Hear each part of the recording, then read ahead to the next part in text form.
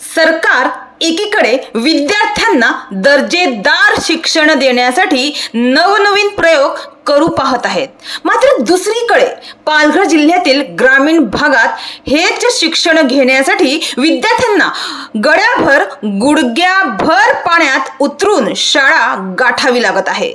तर असेच एक भीषण वास्तव आता विक्रमगड तालुक्यातील भोपोली हद्दीतील घाणेघर या गावातून समोर आलंय।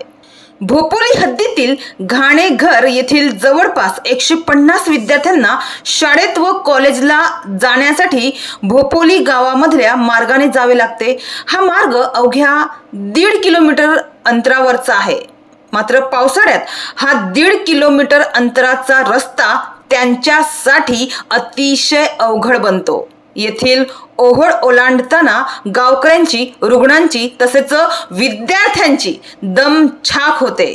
या विद्यार्थ्यांचे पालक विद्यार्थ्यांच्या मदतीला धावून येतात आणि येथील लाकडी चाकावरून विद्यार्थ्यांना शाळेत पोहोचवतात। पूल मंजूर न झाल्याने यंदाही दरवर्षीप्रमाणे लाकडाच्या साहाय्याने तात्पुरते पूल येथे उभारण्यात आले आहे।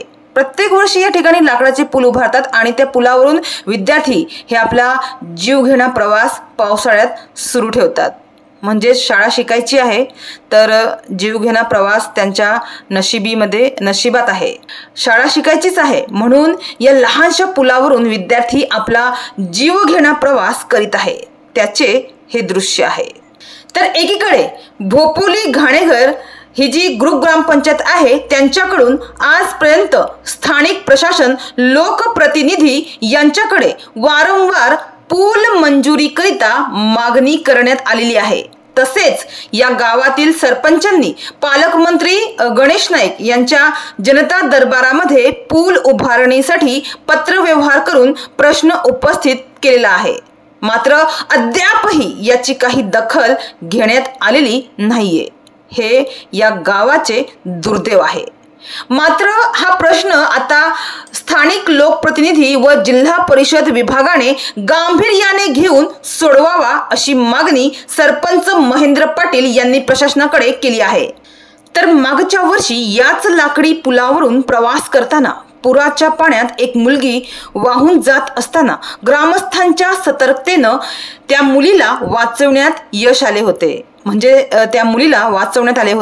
मात्र दरवर्षी पावसाळ्यात येथे पूल नसल्याने अशा घटना घडतच असतात।